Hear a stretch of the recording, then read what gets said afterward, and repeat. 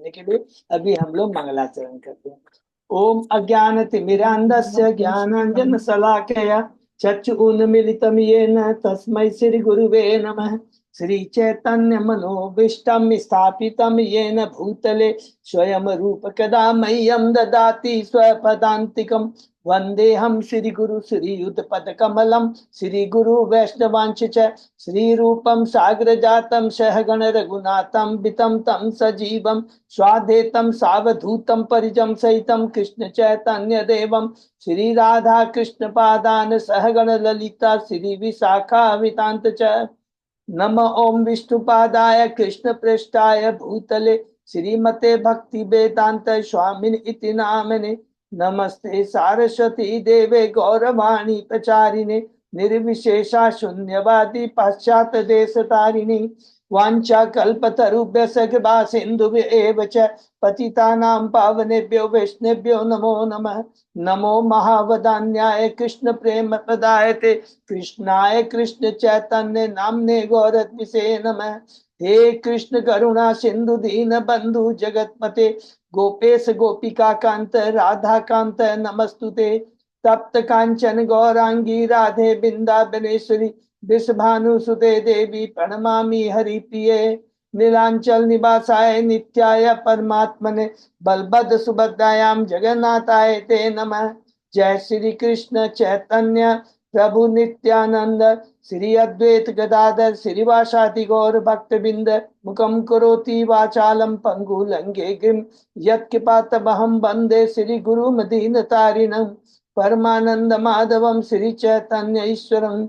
हरे कृष्ण कृष्ण कृष्ण हरे हरे हरे राम राम राम हरे हरे। श्री श्री मंगलाचरण की जय। शिला प्रभुपाद की जय।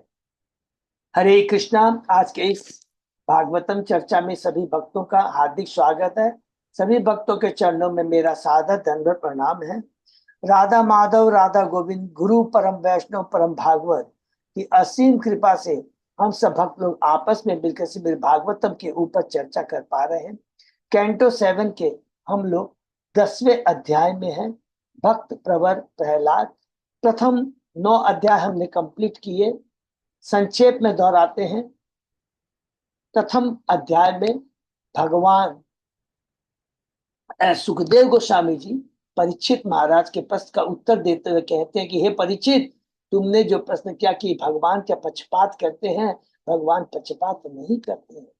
गीता के 90 अध्याय के 29वें भगवान कृष्ण कहते हैं कि मैं तो समभाव रखता हूँ, न किसी के प्रति ईर्ष्या रखता हूँ, न किसी प्रति प्रेम रखता हूँ। क्योंकि भगवान 3 गुणों से ऊपर है। भगवान का परम भक्त 3 गुणों से ऊपर होता है। और ये जो ईर्ष्या भाव द्वैत भाव होता है, लाभ हानि ईर्ष्या क्रोध, ये तो द्वैत है। ये 3 गुणों से उपजते हैं। जैसी हमारी मनोवृत्ति होती है, जैसा तीनों गुणों का स्तर होता है, सतोगुण का रहता है, तो हम थोड़े से संतोषी जी होते हैं, समभाव रहता है। रजोगुण में रहते हैं तो स्पर्धा की भावना होती है, महत्वाकांक्षी रहती है। और तमोगुण की जो प्रवृत्ति है उसमें पशु और मनुष्य की प्रवृत्ति में कोई अंतर नहीं होता है। तो भगवान तो 3 गुणों से ऊपर निर्गुण है, इसलिए भगवान के किसी के प्रति कोई भी ईर्ष्या लाभ कोई भी समभाव रखते हैं ये। और उदाहरण में वो युधिष्ठिर महाराज और नारद जी की जो वार्ता होती है उसको यहाँ से शुरू करते हैं, स्टार्ट करते हैं कि किस प्रकार शिशुपाल है। और यहाँ अंत भी करते हैं 10वें अध्याय में यही कि देखो शिशुपाल तो ईर्ष्या करता था, फिर भगवान ने उसको मोक्ष क्यों प्रदान किया। और उसके बाद में दूसरे अध्याय में बताते हैं कि ये जो शिशुपाल दंतवक्र है, ये जो है जय विजय हैं, जो कि भगवान की इच्छा से ये भौतिक जगत से ये आते हैं लीला करने के लिए। तो हिरण्यकशिपु भी वो प्रथम वो जय विजय के रूप में आता है। जय है हिरण्यकशिपु, विजय है हिरण्याक्ष। हिरण्याक्ष छोटा भाई है, हिरण्यकशिपु बड़ा भाई है।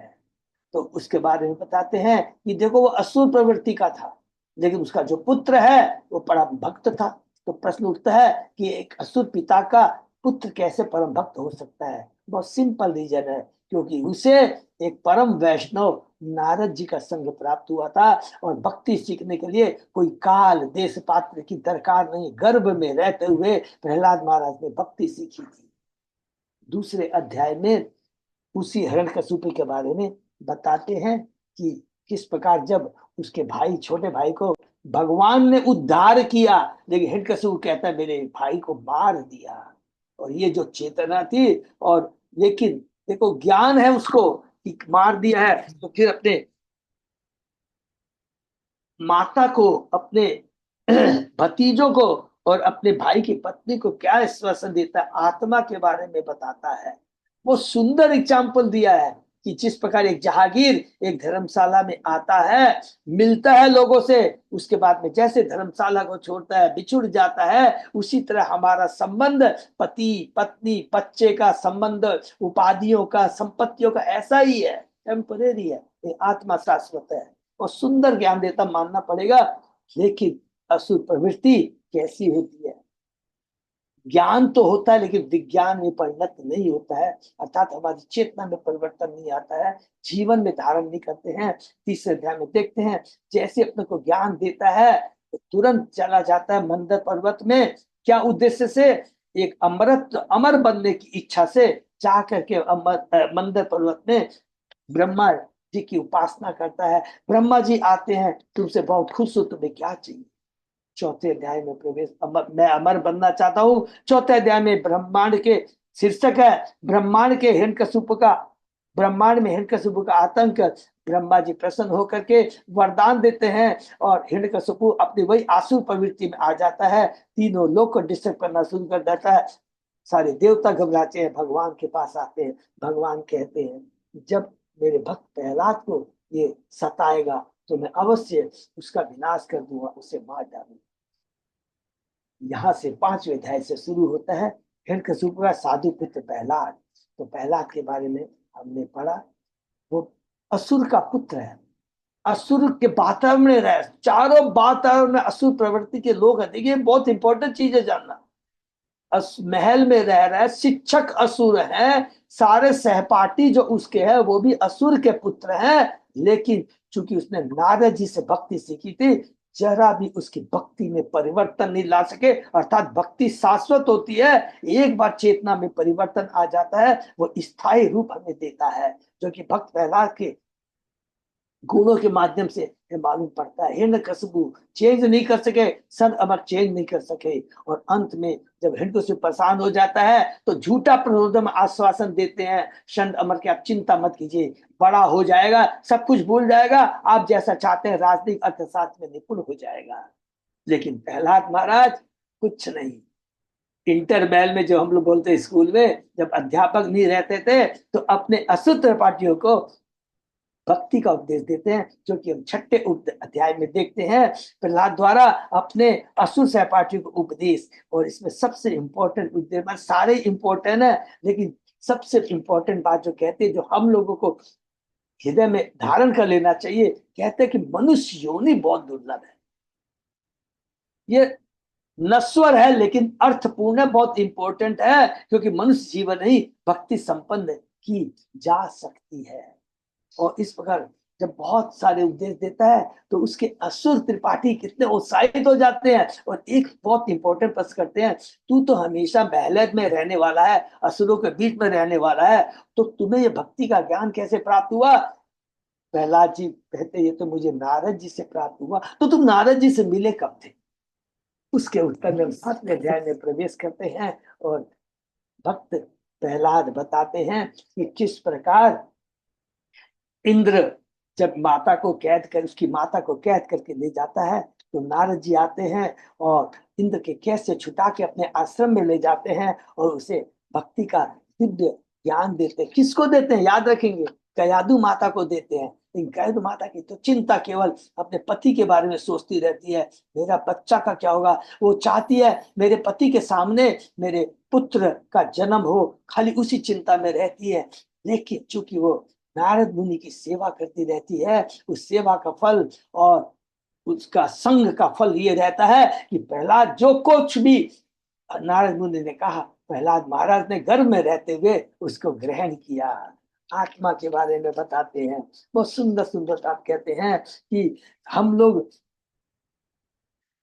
जितने भी भौतिक प्रयास से अर्जित वस्तु हैं वे क्षणिक होती है, और यहाँ तक कि यह शरीर भी, जबकि हमने इसे शाश्वत समझ रखा है, क्षणिक है, इसलिए इसे चला कहा जाता है, अर्थात अचल नहीं है, चल है। भौतिक वस्तु के प्रति स्वामित्व का भाव सुकर कुकुरों में भी देखा जाता है। एक सुअर को अगर हम बोलेंगे कि तेरे शरीर को मैं काट देता हूं तो मैं मनुष्य की योनि दे दूंगा, सुअर राजी नहीं होगा, अवरोध करेगा। हमको अगर बोला जाए तुमको ये मनुष्य छोड़कर स्वर्ग में देवताओं का शरीर देते, हम राजी नहीं होंगे। इतनी आसक्ति होती है शरीर के प्रति, भौतिक चीजों के प्रति। बहुत सुंदर ज्ञान देते हैं 7वें अध्याय में, और उसके बाद में 8वें अध्याय में शीर्षक है भगवान नरसिंह द्वारा असुर राज का वध। तो इस ज्ञान, जो भक्ति का ज्ञान प्रहलाद महाराज अपने सहपाठियों को देते हैं, उसका असर क्या होता है 8वें अध्याय में पाते हैं। नारद जी युधिष्ठिर को कहते हैं इस दिव्य ज्ञान को पाकर सारे असुर जो मित्र भक्त बन जाते हैं, हरि बोल, और संड अमर को रिजेक्ट कर देते हैं। इतना ही नहीं, अब संड अमर में जो असुर है उनमें क्या परिवर्तन आ जाता है। अब वो प्रहलाद को टच नहीं करते हैं, घबरा जाते हैं, हिरण्यकशिपु के पास जाते हैं। हिरण्यकशिपु क्रोधित होता है, कहता तुम्हें ये सारा बल शक्ति कहाँ से आई। हे पिता, जिसने आपको बल दिया है, इस पूरे ब्रह्मांड में सारे जीवों को जो बल दिया है, जो कुछ भी दिया है, वो सब जिसने दिया है उसी ने मुझे भी बल दिया है, हरि बोल। क्रोधित हो जाता है हिरण्यकशिपु, सभा में एक खंबा रहता है, उस पर प्रहार करता है।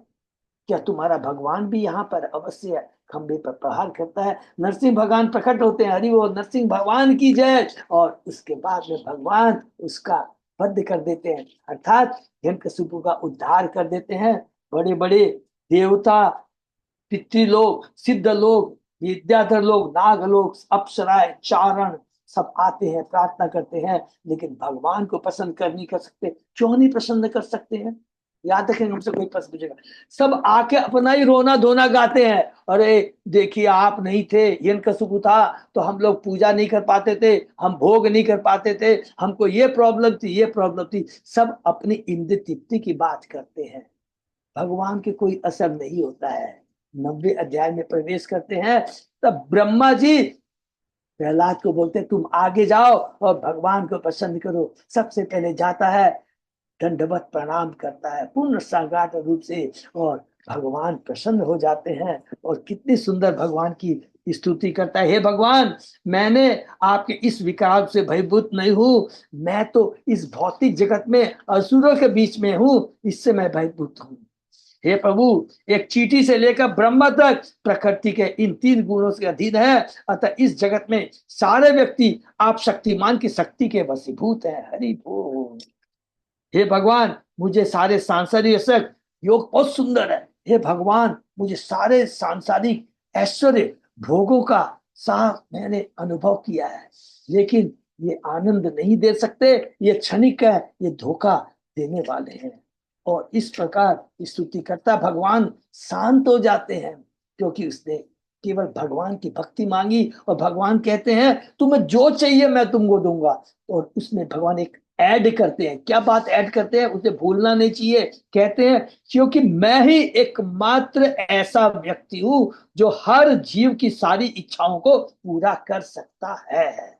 उसके अलावा ब्रह्मांड में कोई नहीं है। अरे देवता भी तो देते हैं, देवता भी भगवान के ऑर्डर से ही देते हैं, लिमिटेड देते हैं, केवल भौतिक चीज देते हैं। भौतिक जगत से छुटकारा कैसे मिला जाए, वो दवा देवताओं के पास भी नहीं है, क्योंकि उनका भी शरीर भौतिक होता है, वो भी 3 गुणों से बंधे होते हैं। अध्याय 10 में हम लोग प्रवेश करते हैं, शीर्षक है भक्तवत प्रहलाद। उसके बाद में भगवान नारद जी बताते हैं कि प्रहलाद क्या मांगता है। प्रहलाद कहता है कि हे प्रभु, मुझे इस भौतिक चीजों का प्रलोभन देके मुझे मत ललचाइए। मैं कोई व्यापारी नहीं जो सेवा के बदले आपसे कोई लाभ की इच्छा करूं। मैं तो आपका निस्वार्थ सेवक एवं आप मेरे नित्य स्वामी हैं। जब मनुष्य अपने मन से सारी भौतिक इच्छाएं निकाल देता है, वह आपके ही समान संपत्तिवान और ऐश्वर्यवान बन जाता है। भगवान कहते हैं कि हे प्रहलाद महाराज, तुम्हारे जैसा शुद्ध भक्त न तो इस जन्म में और न अगले जन्म में कोई भी भौतिक ऐश्वर्य की कामना नहीं करेगा, नहीं करता। फिर भी मैं तुम्हें आदेश देता हूं, क्योंकि तुम्हारा कर्तव्य है इस भौतिक जगत में रह कर करके, राजर्षि हो तुम, राजा नहीं केवल राजर्षि हो, परम भक्त हो, तुम इस जगत में रह कर करके इस मनवर्त तक शासन करो और उसके बाद तुम मेरे धाम आ जाओ। हे प्रहलाद, तुम्हारे कार्य की ख्याति का गुणगान स्वर्ग लोक तक में होगा। जो व्यक्ति तुम्हारे तथा मेरे कार्यों का सदैव स्मरण करता है, चिंतन करता है, प्रार्थना करता है, उसको वो सारे कर्म फलों से मुक्त हो जाता है और मेरे धाम को चला आता है। इस प्रकार भगवान बहुत अलग कहते हैं कि नारद जी बताते हैं शिशुपाल को, ये बहुत इंपॉर्टेंट चीज है। सब करने के बाद में भगवान अंतर्धान हो जाते हैं और उसके बाद में ये बहुत इंपॉर्टेंट चीज बताते हैं जो कल हमने डिस्कस किया था, फिर रिपीट करते हैं कि यद्यपि एक भक्त होता है उसको भी मुक्ति मिलती है, और दूसरी तरफ असुर प्रवृत्ति वाले, प्रवृत्ति असुर है, देखिए आत्मा सच्चिदानंद है, ये याद रखेगी। आत्मा सच्चिदानंद है, आत्मा की जो चेतना होती है, ओरिजिनल चेतना होती है, वसुदेव चेतना होती है। वसुदेव का मतलब प्योर चेतना होती है, उसमें कोई भी तीन गुणों का मिश्रण नहीं है, निर्गुण होती है ओरिजिनल चेतना, क्योंकि जीव भगवान का अंश है।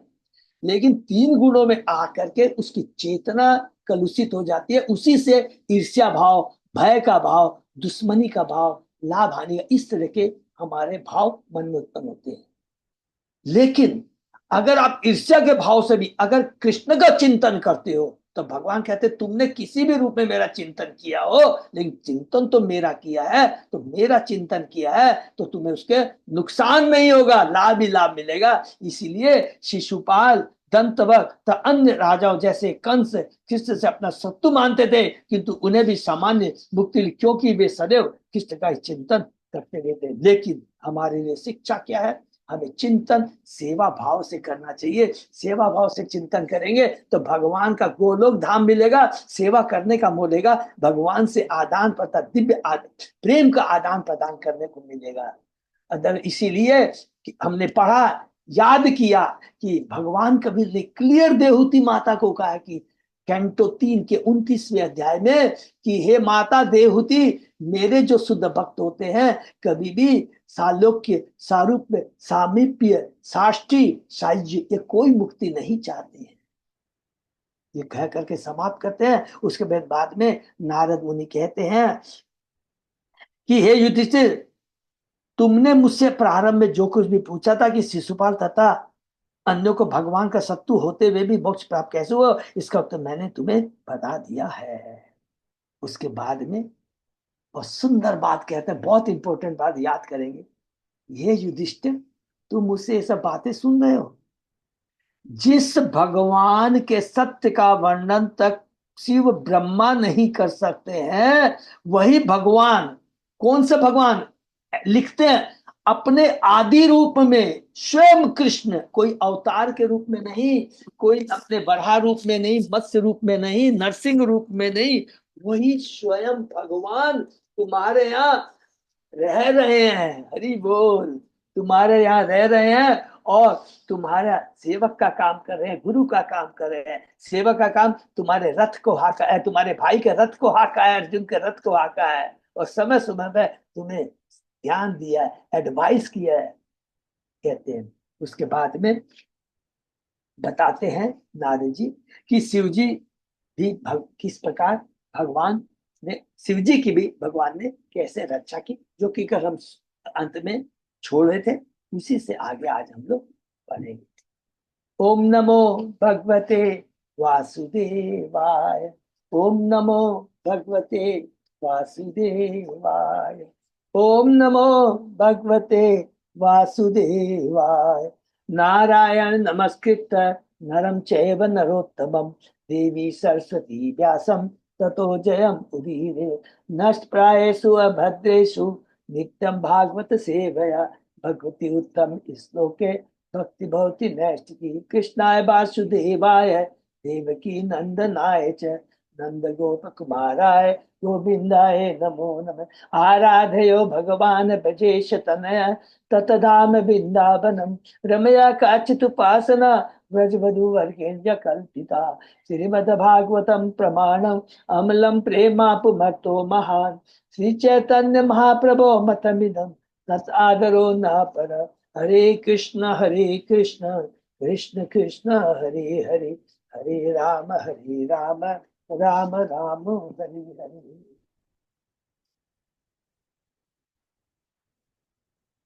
श्लोक नंबर 57। यहाँ नारद जी बताते हैं कि भगवान की कृपा से परम शक्तिमान देवताओं ने असुरों से युद्ध किया तो असुर हार गए, अतः उन्होंने महानतम असुर मय दानव की शरण ली। तो मय दानव की शरण ली, तो उसी को आगे हम लोग आगे चलते हैं।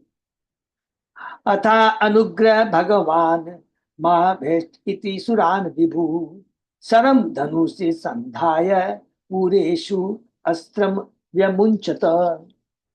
अत्यंत शक्तिशाली एवं समर्थ शिव ने उन्हें धैर्य बंधाने के लिए कहा, डरो मत। तब उन्होंने अपने धनुष पर बाण चढ़ाकर असुर द्वारा तीनों महलों द्वारा निवसित तीनों महलों पर छोड़ा। तो यहाँ पर क्या है कि मैं दानव ने 3 महल बनाए थे। एक सोने का था, एक चांदी का था, एक लोहे का था, और उस शक्ति से वो देवताओं पर आक्रमण करते हैं। देवता घबरा जाते हैं और हार जाते हैं। उसके बाद भगवान शिव के पास में जाते हैं। तब भगवान शिव ने का उन्हें ढांढस बंधाते हुए कहा, डरो मत। तब उन्होंने अपने धनुष पर भगवान शिव ने धनुष पर बाण चढ़ाकर असुरों द्वारा निवसित माने निवास किए हुए तीनों महलों पर छोड़ा। ततो अग्निवर्णश उत्पेतु सूर्य मंडलात् यथा मयूक संदोहो न अदृश्यंत पुरो यत। शिवजी द्वारा छोड़े गए बाण सूर्य मंडल से निकलने वाली प्रज्वलित किरण जैसे लग रहे थे। उसने तीनों आवास रूपी विमान आच्छादित हो गए, जिससे वे दिखने बंद हो गए। ते इष्टता सब सर्वे दीपेतुस्म पुरकोकशः तान तानानीय महायोगी मय कुपरशे अक्षिपत। शिवजी के सुनहरे बाणों से आक्रमण किए जाने से उन तीनों पुरियों के असुरवासी निष्प्राण होकर गिर पड़े, माने मृत्यु माने मर गए। तब परम योगी मय दानव ने उन्हें अपने द्वारा निर्मित अमृत कूप में लाकर डाल दिया। सामान्यतः असुरगण अपनी योग शक्ति कारण अत्यंत शक्तिशाली होते हैं, किंतु जैसा कि भगवान श्री गीता में कहते हैं, सबसे बड़ा योगी कौन है? अगर हम अष्ट सिद्धि प्राप्त कर ले, बड़े बड़े देखिए असुरों को भी रावण को भी देख ले, सब में योग शक्तियां थी, योग शक्तियां प्राप्त थी। अष्ट सिद्धि के बारे में अलग से बहुत डिटेल में पढ़ेगी। छोटा से छोटा, बड़ा से बड़ा कुछ भी हो सकता है। तो वो शक्ति, तो वो योगी वास्तव में योगी नहीं है, क्योंकि वो सारी भौतिक शक्तियां है। तो वास्तविक योगी कौन है? 6वें अध्याय का 7 बहुत इंपॉर्टेंट श्लोक है। योगी नाम अपनी सर्वेशा मत गते अंतरात्मना श्रद्धावान बसते यो माम समय युक्त तमोमय। समस्त योगियों में से जो योगी अत्यंत श्रद्धा पूर्वक मेरी आज्ञा का पालन करता है और भक्ति पूर्वक मेरी पूजा करता है, वह योग में घनिष्ठतापूर्वक मुझसे युक्त रहता है और सर्वोच्च होता है। इसलिए सर्वोच्च होता है क्योंकि उसका संबंध मेरे से रहता है। सदैव वो मेरे शरणागत होता है, मेरी भक्ति करता है, वही वास्तविक योगी है। योगी का असली उद्देश्य भगवान कृष्ण पर अपने ध्यान को केंद्रित करना और सदैव उन्हीं का चिंतन करना। मत गंतरात आत्मना। ऐसी सिद्धि लाभ के लिए मनुष्य को हठ योग करना होता है, और तब इस योग से अभ्यासकर्ता को किंचित अपूर्व योग शक्ति प्राप्त होती है। किंतु असुरगण कृष्ण के भक्त न बनकर इस योग शक्ति का उपयोग अपनी इंद्रिय तृप्ति के लिए करते हैं। उदाहरणार्थ यहाँ पर मय दानव को महायोगी कहा गया है। इसका कार्य असुरों की सहायता करना था। तो ये क्या है? ये वास्तविक योगी नहीं है। परम योगी तो वो है जो भगवान की भक्ति करता है, भगवान के शरणागत रहता है। उसका कार्य असुरों की सहायता करना था। आजकल देखा जाता है कि कुछ ऐसे योगी है जो भौतिकवादियों को इंद्रियों की तृप्ति कराते हैं, और ऐसे वंचक है जो अपने आप को ईश्वर के रूप में विज्ञापित करते हैं। मैं दानव ऐसा ही व्यक्ति था जो असुरों का देवता था, और वह कुछ आश्चर्य करामाते कर सकता था, जिनमें से एक का वर्णन यहाँ पर हुआ है। उसने अमृत के पूर्ण अमृत से पूर्ण कुआं बनाया और असुरों को लाकर उसी में डाल दिया। यह अमृत मृत संजीव तरी कहलाता था, क्योंकि इससे मृत शरीर जीवित हो सकता था। मृत संजीव ये तरी एक आयुर्वेदिक दवा भी है। यह एक प्रकार का आशव है जो मरणासन व्यक्ति में जीवन ला देता है। ये प्रभुपाद जी तात्पर्य में हमें समझाते हैं, लेकिन बार बार रिपीट करेंगे। क्या है? ये भौतिक है, भौतिक है। ये सारे प्रयास, ये सब योग शक्तियां भौतिक है। इस उदाहरण किस लिए बोलते हैं भौतिक है? जिसके पास में ये शक्तियां हैं, जिस दिन वो शरीर छोड़ेगा सारी शक्तियां उसकी वही की वही चाहिए, खत्म हो जाएगी। सब भौतिक है। सिद्धमृत रस स्पृष्टा ब्रजसारा महा ओजसा उतस्तु मेघदलना वैद्युता इव वह्य। असुरों के मृत शरीर इस अमृत का स्पर्श करते ही ब्रज के समान अभेद्य हो गए। महान शक्ति प्राप्त करने के कारण वे बादलों को विदीर्ण करने वाली बिजली के भांति उठ खड़े हो गए। विलोक्य मग्न संकल्पकम विमनस्कम वृष ध्वजम तदा अयम भगवान विष्णु तत् उपायम अकल्पयत। शिव जी को अत्यंत दुखी तथा निराश देखकर भगवान विष्णु ने विचार किया कि मैं दानव उत्पन्न इस उत्पात को किस प्रकार रोका जाए। शिव जी भी सरेंडर हो जाते हैं, दुखी हो जाते हैं। अरे मैंने अपना तीर छोड़ा, सारे के सारे मर गए थे, त्रिलोक में थे, लेकिन मैं दानव ने उन्हें जीवित कर दिया। दुखी हो जाते हैं। तब भगवान विष्णु सदैव अपने भक्तों की रक्षा के लिए, सम्मान को बचाने के रखने में हाजिर रहते हैं। वत्स च आसीत तदा ब्रह्म स्वयं विष्णु अयम ही गो प्रविश्य त्रिपुरम काले रसकूपावृतम पपो। तब ब्रह्मा जी बछड़ा और भगवान विष्णु गाय बन गए और दोपहर के समय आवासों में प्रवेश करके वे कुओं का सारा अमृत पी गए। हरि बोल। ते असुरा ही अपि पश्यन्ते न न्य- न शेधन विमोहिता तत् विज्ञाय महायोगी रसपालान इदम जगो सम्यम विशोक शोक आर्तान स्मरन देव गतिम चताम। असुर ने बछड़ते गाय को देखा, लेकिन भगवान द्वारा उत्पन्न मोह शक्ति के कारण वे उन्हें रोक नहीं पाए। महायोगी मैं असुर को पता चल गया कि बछड़ा था गाय अमृत पी रहे हैं, और वह यह समझ गया कि अदृश्य देवी शक्ति का कारण हो रहा है। इस प्रकार वह पश्चाताप करते हुए असुरों से बोला। देखिए, जब भगवान की जो शक्ति होती है, छोड़ी हुई शक्ति होती है, वो सबको भ्रमित कर देती है। मोह शक्ति, अच्छे अच्छे लोग भ्रमित हो जाते हैं। असुरों के पास सारी योग शक्ति है, लेकिन वो भी भ्रमित हो जाते हैं, मोहित हो जाते हैं। देव असुरो नरो अन्यो और अन्यो वा ने ईश्वरो अस्ति कश्चन आत्मनो अनस्य वा दृष्टम देवेन पोहितुम दयो। मैं दानव ने कहा जो अपने पराये अथवा दोनों के भाग में भगवान द्वारा निश्चित कर दिया। देखिए कौन कह रहा? मैं दानव। यह उसे कोई भी मिटा नहीं सकता, चाहे वह देवता, असुर, मनुष्य, अंध कोई क्यों ना। ये स्कोप को याद रख लेंगे, बोर्ड करेंगे। स्वयं देखो, असुर प्रतियोगिता मैं दानव कह रहा है, भगवान के बारे में कह रहा है कि जो विधाता ने, भगवान ने निश्चित कर दिया है, उसको कोई नहीं मिटा सकता। लिखा है वर्ड, कोई मिटा नहीं सकता है, चाहे वह देवता क्यों ना हो, असुर क्यों ना हो, मनुष्य या कोई भी क्यों ना। भगवान एक है, कृष्ण या विष्णु तत्व। कृष्ण अपना विस्तार विष्णु तत्व के रूप में करते हैं, जो सबों का नियामक है। मैं दाव ने कहा, चाहे मैं योजना बनाऊं या तुम, हम मिलकर योजना बनाए, होना वही है जो भगवान ने योजना बना रखी। हरि बोल। मैं दानव की जय। उनके आदेश के बिना किसी की भी योजना सफल नहीं होगी। हम कितनी योजना क्यों न बना ले, भगवान विष्णु की अनुमति के बिना ये कभी भी सफल नहीं होगी। सारे जीवों द्वारा लाखों योजनाएं बनाई जाती है, किंतु भगवान की अनुमति के बिना ये सभी व्यर्थ है, कोई काम नहीं आती है। अभी हमने पढ़ा, सबसे उज्ज्वलंत उदाहरण किसका है?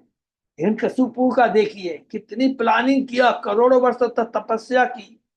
ब्रह्मा जी आए, वरदान भी मिल गया, खुश हो गया, आतंक मचाया, लेकिन दो चीज नहीं कर सका। एक भगवान के परम भक्त का बाल बाका नहीं बेच सका, और उसकी सारी जो शक्तियां जो ब्रह्मा जी ने सब कुछ दिया था, वो सब बेकार हो गए।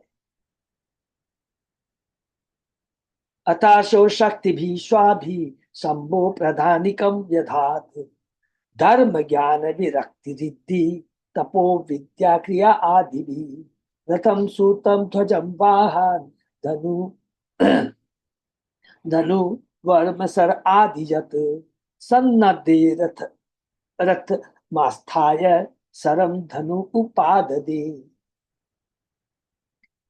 नारद मुनि ने कहा तत्पश्चात कृष्ण ने शिव जी को अपनी निजी शक्ति से जो धर्म ज्ञान त्याग ऐश्वर्य तपस्या विद्या तथा कर्म से भी युक्त थी सभी प्रकार की साज सामग्री से यथा रथ सारथी ध्वजा घोड़े हाथी धनु ढाल तथा बाण से संयुक्त कर दिया। इस तरह से संयुक्त होकर शिव जी अपने धनुष बाण द्वारा अर्जुन से लड़ने के लिए रथ पर आसीन हुए। हरि बोल। जैसा श्रीमद् भागवत में कहा गया है, वैष्णव वैष्णव नाम यथा शंभु, शिव जी वैष्णव में सर्वश्रेष्ठ है। ये बहुत इंपॉर्टेंट है। कैंटो 12 के बाद में जाएगा। शिव जी वैष्णव में सर्वश्रेष्ठ है। निसंदेह वे वैष्णव दर्शन के 12 महाजनों में से एक है। 12 महाजन है स्वयंभू नारद कुमार जनु जनक बलि यमराज, सब लोग ने पढ़ा है। भगवान कृष्ण सभी तरह से अपने समस्त महाजनों तथा भक्तों की सहायता के लिए सदैव उद्यत रहते हैं। कौनते प्रति जानी नामे भक्त परिस्थिति। हरि बोल। 9वें अध्याय के 31 श्लोक में भगवान कहते हैं यद्यपि शिव जी अत्यंत शक्तिशाली थे किंतु वे असुरों से पराजित हो गए, अतएव वे खिन्न एवं निराश थे। किंतु भगवान के प्रभु भक्त होने के कारण स्वयं भगवान ने उन्हें युद्ध की सारी सामग्री से युक्त किया। अतः भक्त को चाहिए कि वह भगवान की सेवा निष्ठापूर्वक करे, शत्रु से सदैव भक्त की रक्षा करने तथा उससे युद्ध के लिए युद्ध करने के भगवान उनके पीछे रहते हैं। जैसे कि भगवान अर्जुन के साथ थे, पीछे थे। अर्जुन कहता मैं ये कुछ नहीं, भगवान ने उसको बुद्धि दी, भगवान उसके गुरु बने और अर्जुन कुरुक्षेत्र के युद्ध को जीत सका। क्योंकि भगवान हमेशा श्रेय किसको देना चाहते हैं? खुद श्रेय लेना नहीं चाहते हैं। भगवान हमेशा श्रेय अपने भक्तों को देना चाहते हैं। विजय का श्रेय सदैव भगवान अपने भक्तों को देना चाहते हैं और उसी में भगवान को दिव्य आनंद का अनुभव होता है। भक्तों के लिए कृष्ण भावनामृत आंदोलन का प्रचार करने के लिए ज्ञान या भौतिक उपाधियों की कोई कमी नहीं रहती। हरि बोल। ये हमारी बहुत बड़ी शिक्षा है। हम सोचते कि हमारे में योग्यता नहीं है, अच्छा हम लोग में नहीं है, कुछ नहीं। हमें मन में ये निश्चय कर लेना है, भगवान के आदेश का पालन करना है, भक्ति करना, प्रचार करना है। देखिए बाकी सारा काम भगवान अपने आप करते हैं। सारी व्यवस्था भगवान अपने आप बैठाते हैं। हम कुछ करने वाले नहीं है। और ये बात मैं दानव खुद बोल रहा है। सरम धनु से संधाय मुहूर्ते अभिजितीश्वर ददाह तेन दुर्भेद्या हरो हरो अत त्रिपुरो नृप। हे राजा युधिष्ठिर, परम शक्ति शिव जी ने अपने धनुष पर वाण चढ़ाया और दोपहर के समय असुरों के तीनों आवासों में अग्नि लगाकर उन्हें नष्ट कर दिया। इसीलिए तो शिव को त्रिपुरारी कहते हैं। दिवि दुन्दुभयो नेदु भीमान सत संकुला देव ऋषि पितृ सिद्धे सिद्धेशा जयेति कुसुम उत्करे अवाकिरन जगु हृष्टा नन ऋतु च अप्सर गणा। तब अपने अपने विमानों में आसीन उच्च लोक के निवासियों ने धुंदुबिया बजाई। देवताओं पितरों सिद्धों तथा विविध महापुरुषों ने शिव जी के ऊपर पुष्प वर्षा की और जय जयकार की। अप्सराएं परम प्रमुदित होकर नाचने गाने लगी। एवं दग्धवा पुरतिश्रे भगवान पुरहा नृपः ब्रह्म आदि पे स्तूयमान स्वनाम प्रत्यपद्यत। हे राजा युधिष्ठिर, शिव जी त्रिपुरारी कहलाते हैं। हरि बोल। क्योंकि उन्होंने असुरों की तीनों पुरियों को भस्म कर दिया। ब्रह्मा समेत समस्त देवताओं से पूजित होकर शिव जी अपने धाम लौट गए। तो यहाँ पर भी नारद जी कहते हैं देखो शिव और जो ब्रह्मा जी हैं, शिव जी को जो कि वैष्णव यथारम पर शंभु जो वैष्णव में सबसे परम है, उसको भी भगवान की कृपा मिली। अर्थात कृष्ण से ऊपर कोई नहीं है। और ये चीज खुद यह मैं दानव ने इस चीज को स्वीकार किया। बहुत सुंदर श्लोक है। एवं विधान्यस्य हरे स्वमायया विडम्बमानस्य नृलोकमात्मनः वीर्याणि गीतानि ऋषिभि जगत गुरो लोकम पुनानानि अपरम अपरम वदामि किम। यद्यपि भगवान कृष्ण मनुष्य के रूप में प्रकट हुए थे, फिर भी उन्होंने अपनी शक्ति से अनेक असामान्य तथा आश्चर्य लीलाएं संपन्न की। उन महान संत पुरुषों द्वारा जो कुछ कहा जा चुका है उसे भला मैं और अधिक क्या कह सकता हूँ। प्रत्येक व्यक्ति अधिकारी व्यक्ति से भगवान के कर्तव्य शरण मात्र से शुद्ध हो सकता है। ये ब्रह्मा सॉरी नारद जी युधिष्ठिर जी कहते हैं, प्रत्येक व्यक्ति अधिकारी व्यक्ति से भगवान के कार्यकलापों के शुभ मात्र से शुद्ध हो सकता है। तो प्रत्येक व्यक्ति को अधिकारी व्यक्ति अर्थात प्रामाणिक गुरु प्रामाणिक आचार्य से श्रवण करना चाहिए और उससे श्रवण करने से वो शुद्ध हो जाता है। भगवद गीता तथा अन्य समस्त वैदिक भागवत बताते हैं कि भगवान श्री कृष्ण मानव समाज में समान व्यक्ति के रूप में प्रकट होते हैं, लेकिन वे विश्व भर के कल्याण के लिए असामान्य कार्य करते हैं। मनुष्य को माया के वशीभूत होकर कृष्ण को समान व्यक्ति नहीं मानना चाहिए, क्योंकि भगवान खुद ही कहते हैं जो मूर्ख होते हैं और जानंती मामनुरा मानुषी तरुमाश्रितम, जो मूर्ख होते हैं मुझे मैं जब मनुष्य रूप में इस धरा पर प्रकट होता है तो मुझे साधारण व्यक्ति मानते हैं, मेरे कार्य को साधारण मानते हैं। जो लोग सचमुच परम सत्य की खोज में रहते हैं वे यह मानते हैं कि कृष्ण ही सर्वे परा वासुदेव सर्वम इति। किंतु ऐसे महापुरुष विरले होते हैं, बहुत कम होते हैं। फिर भी यदि कोई संपूर्ण भगवत गीता यथारूप पढ़े तो कृष्ण को सरलता से समझ सकता है। कृष्ण भाव आंदोलन समस्त विश्व को भगवान के रूप में कृष्ण से परिचित कराने के लिए प्रयत्नशील है। यही गीता का उद्देश्य है और यही इस्कॉन की कृष्ण आंदोलन का उद्देश्य है। कृष्णस्तु भगवान से हम ये बताने के लिए कि ईश्वर परम कृष्ण सच्चिदानंद एते चांस कला कृष्णस्तु भगवान स्वयं, और उसके बाद में ईश्वर परम कृष्ण सच्चिदानंद अनादि आदि गोविंद सर्व कारण कारण कृष्ण ही है। एकले ईश्वर कृष्ण और सब भृत्या, ये सब चेतन महाप्रभु ने कहा है। सभी शास्त्रों ने ये कहा है, गीता भी कहती है, चेतन चरित की कहती है और भागवतम भी कहती है। यदि लोग इस आंदोलन को गंभीरता पर स्वीकार करें तो उनका मानव जीवन सफल हो जाएगा, हो जाए। इस प्रकार से भागवत के 7वें अंतर्गत भक्त प्रहलाद शीर्षक 10वें अध्याय का भक्ति वेदांत तात्पर्य पूर्णिमा। तो ये कैंटो 7 का जो भक्त प्रहलाद उति उति इंक्लिनेशन इंग्लिश में बोलते हैं कि जो सुर और असुर प्रवृत्ति के बारे में बहुत सुंदर ढंग से यहाँ पर नारद जी और युधिष्ठिर हमारे बीच की वार्ता से हमने अध्ययन किया, ग्रहण किया। बहुत इंपॉर्टेंट चीज है, ठीक है ना। तो अब हम लोग प्रवेश कर सकते हरे कृष्णा प्रभु जी। मैं दानव इतना ज्ञानी था कि वो जानता भगवान की इच्छा बगैर कुछ नहीं हो सकता है, फिर भी वो भगवान का इच्छा करता है, भगवान से द्वंद करता है। ईर्षा नहीं बोलेंगे उसको, वो माने असुरों को सपोर्ट करता है। हाँ, पर सब असुर प्रभु सब असुर ज्ञानी होते हैं, फिर भी भगवान के संग इतना।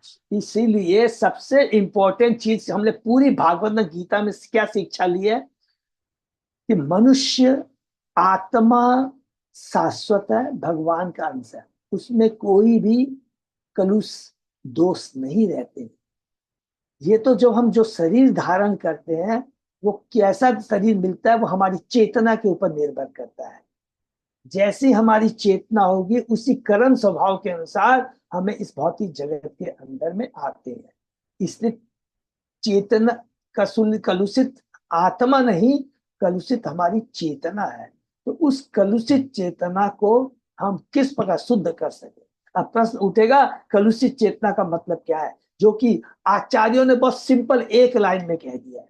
जो सोच जो कार्य कृष्ण से संबंधित है वो सूर्य चेतना है, और जो कार्य कृष्ण से संबंधित नहीं है वो असुरी चेतना है। उसके अंदर में ये भी आ जाता है जो भी हमने पढ़ा है, जो कि हिरण्यकशिपु कह रहा था कि इसे राजनीति में अर्थशास्त्र में निपुण बनाओ। चाहे कोई कितना समाज सेवी हो जाए, कोई कितना परोपकारी हो जाए, जब तक वो भगवान से नहीं जुड़ा है उसको हम लोग भगवान की आध्यात्मिक दृष्टि से, भक्ति की दृष्टि से क्या कहेंगे, असुर कहेंगे।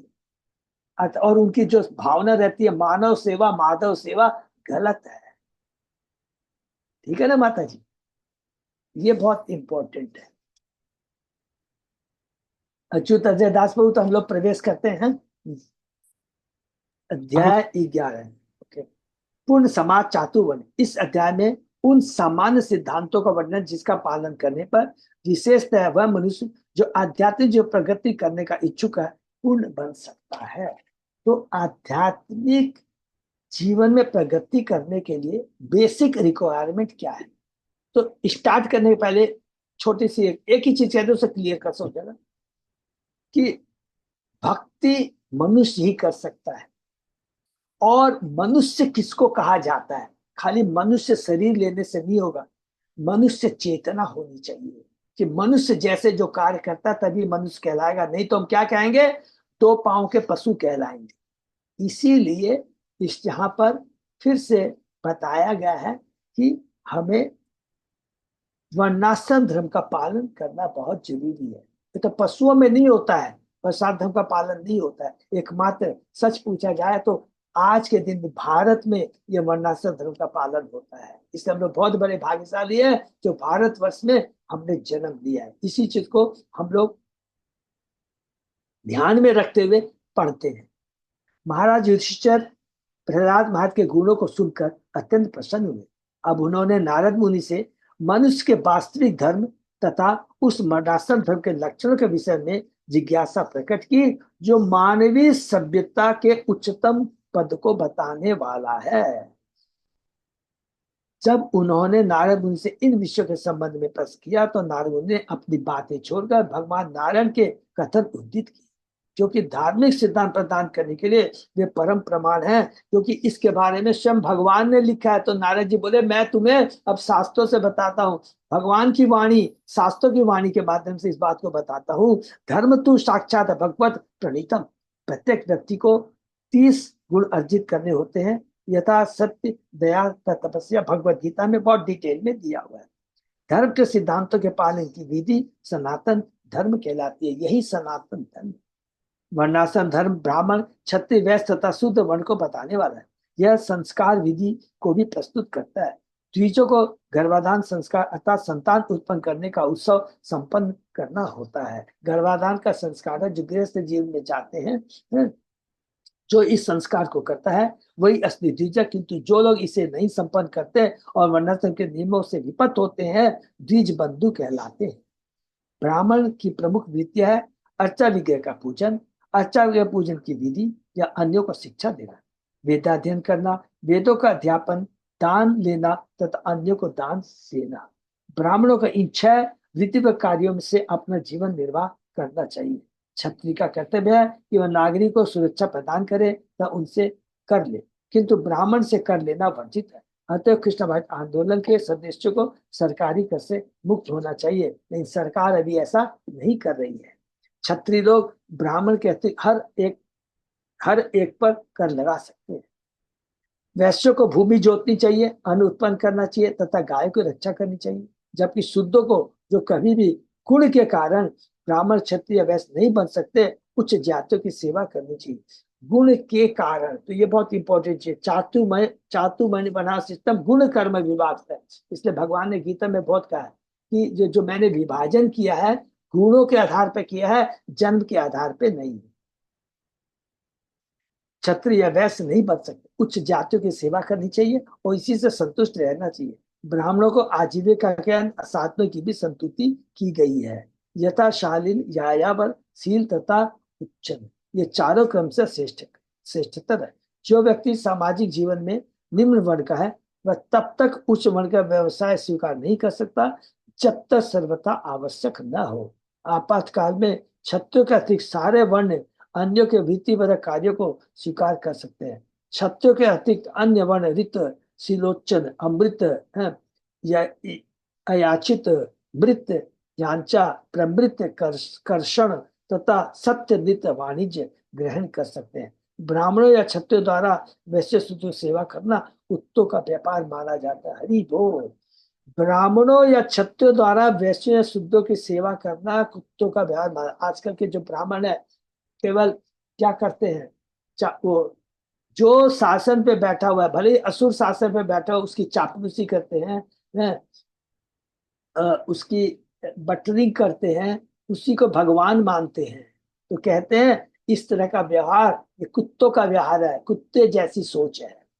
नारद मुनि ने यह भी बताया कि ब्राह्मण का लक्षण इंद्रिय संयम है, क्षत्रिय के लक्षण शक्ति तथा यश हरि बोल, वैश्य का लक्षण ब्राह्मण तथा क्षत्रिय की सेवा करना है, तथा शूद्र का लक्षण तीनों वर्णों की सेवा करना है। स्त्री का गुण श्रद्धावान तथा सती होना है। इस पर नारद मुनि ने उच्च तथा निम्न जातियों के गुणों का वर्णन किया और ये संतुति की कि मनुष्य को अपनी जातीय पूर्वजों के व्यवसाय का पालन करना चाहिए। वह सहसा अपने अभ्यस्त व्यवसाय को नहीं त्याग सकता, अतः यह संतुति की जाती है कि वह धीरे धीरे जागृत हो।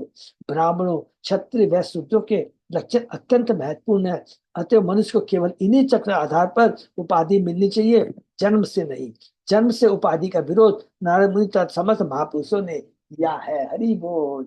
जो भी भले कहे मैं चतुर्वेदी हूँ, मैं गोस्वामी हूँ, मैं द्विवेदी चतुर्वेदी भट्टाचार्य चक्रवर्ती, कुछ नहीं चलेगा।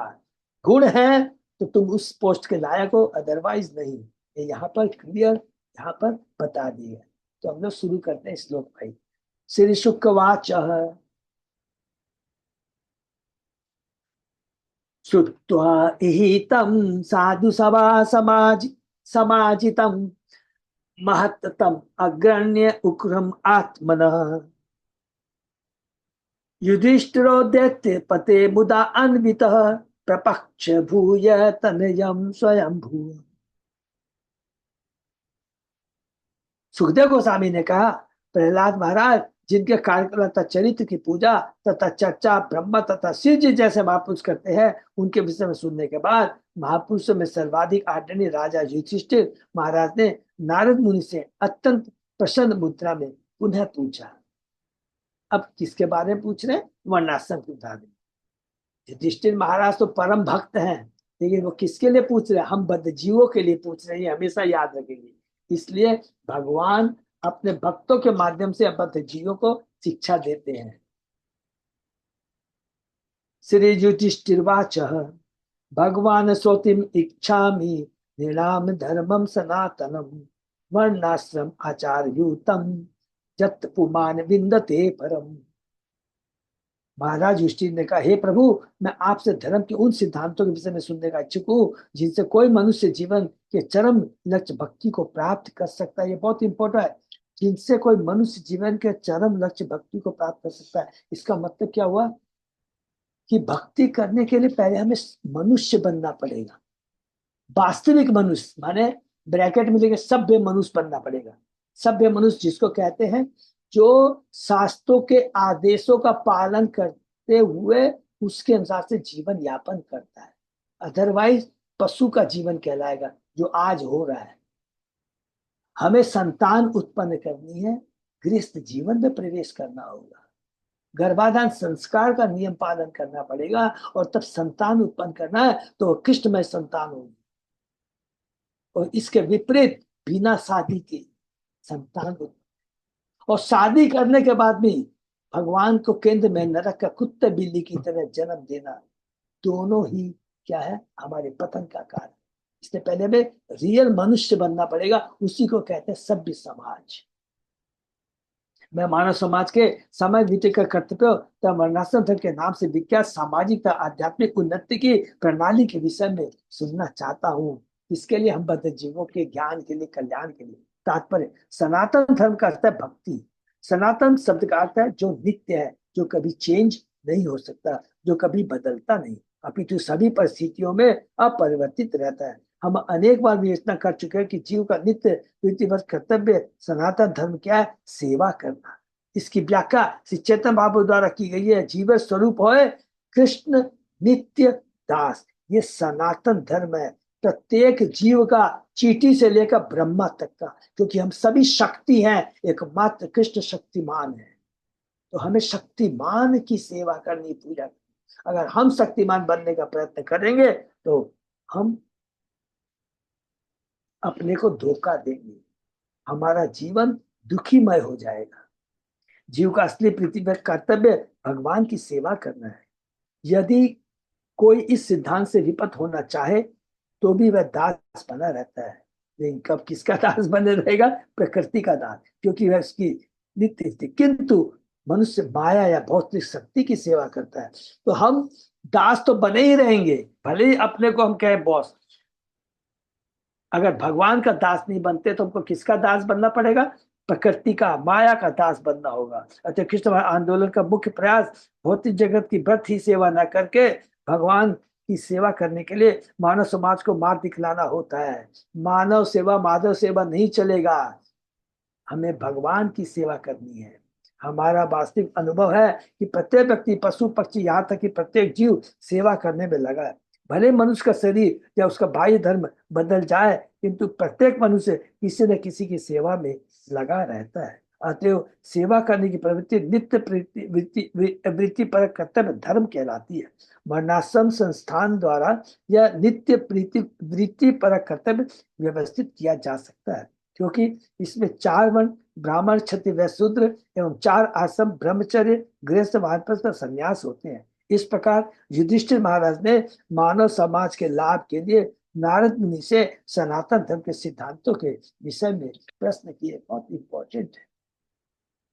भवान प्रजापति साक्षात आत्मज परमेष्ठिनः सुता नाम सम्मतो ब्रह्मन तपो योग समाधि।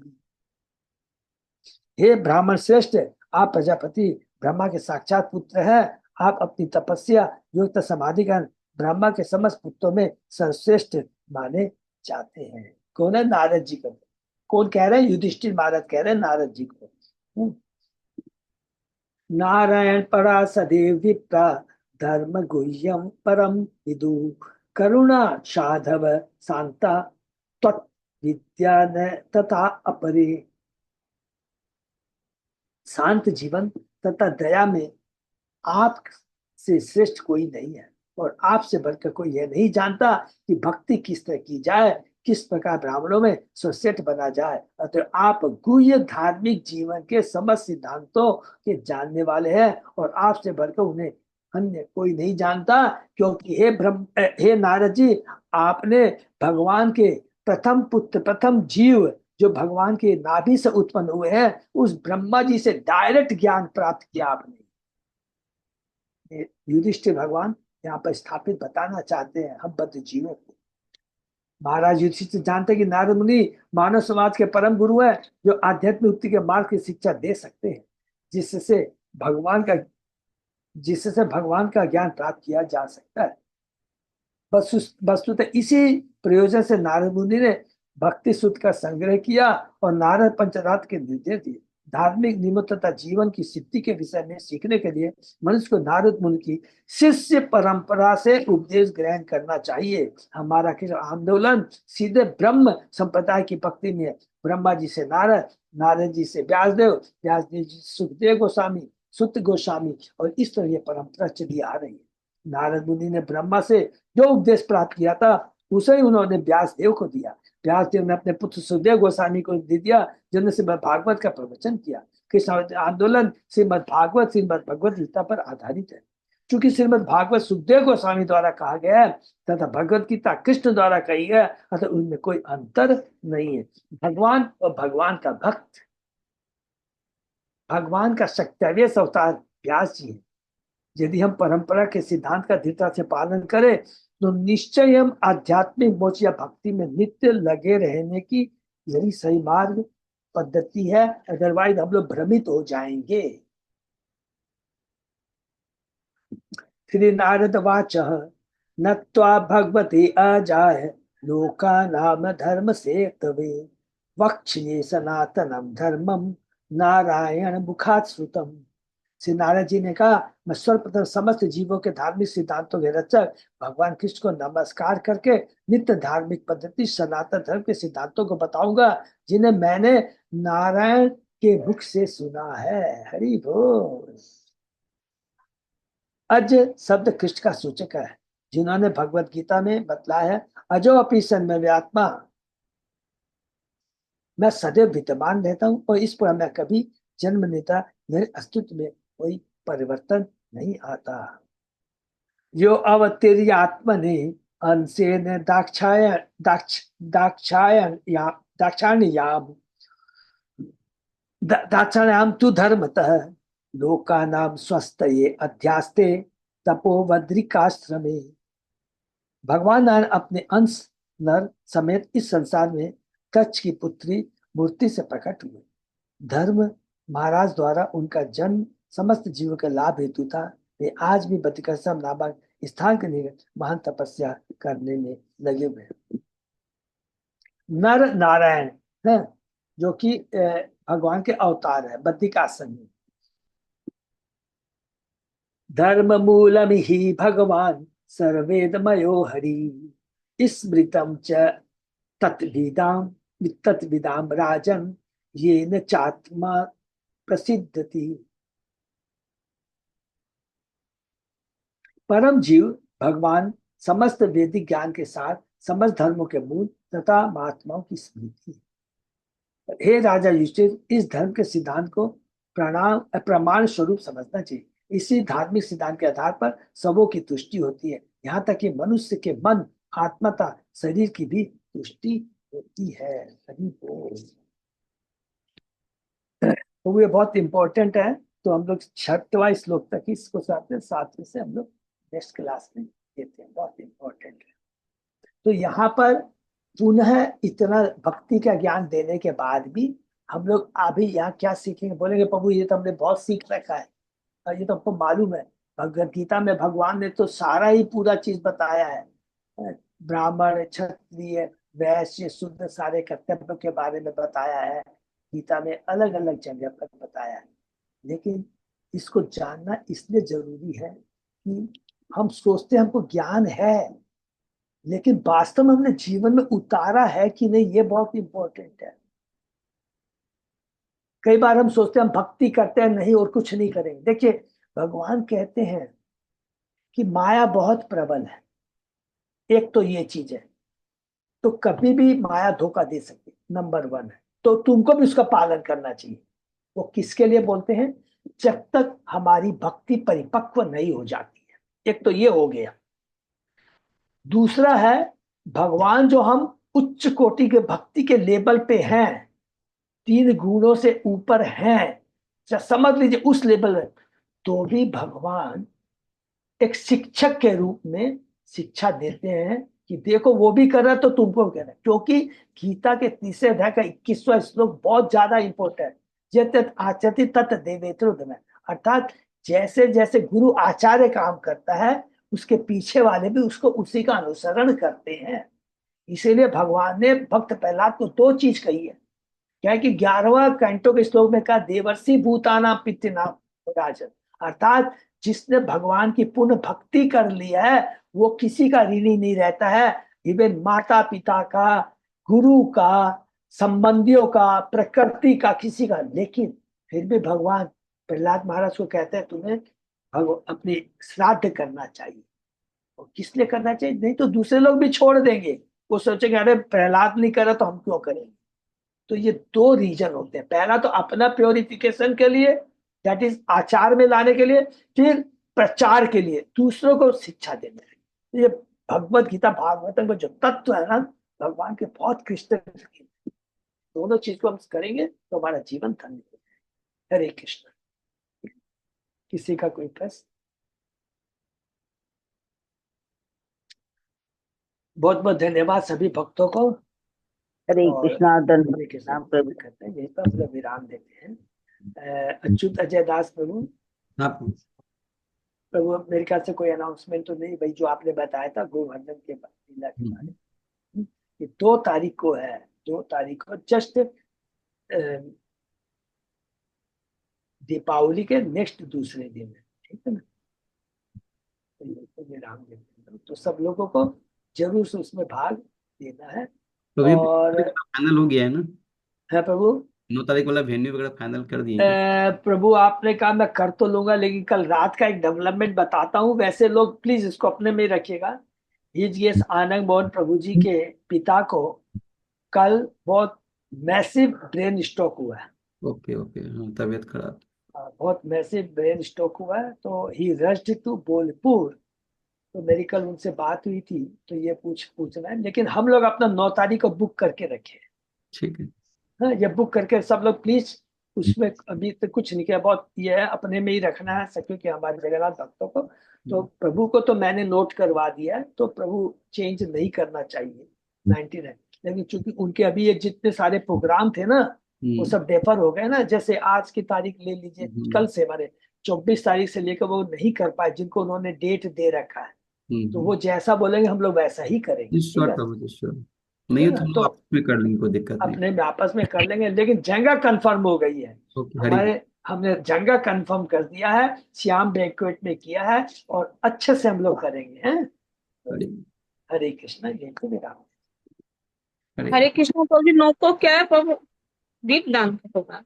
9 तारीख को माता जी ना, वो अपने को श्याम बैंक्वेट में आनंद मोहन प्रभु जी आएंगे, और वो हमें दामोदर कथा या कार्तिक मास के बारे में बताएंगे, और वहीं पर सब लोग मिलकर के हमारे जगन्नाथ जी के भक्त लोग वहाँ दीपदान करेंगे। अच्छा अच्छा, ठीक है। हाँ, अच्छा प्रभु।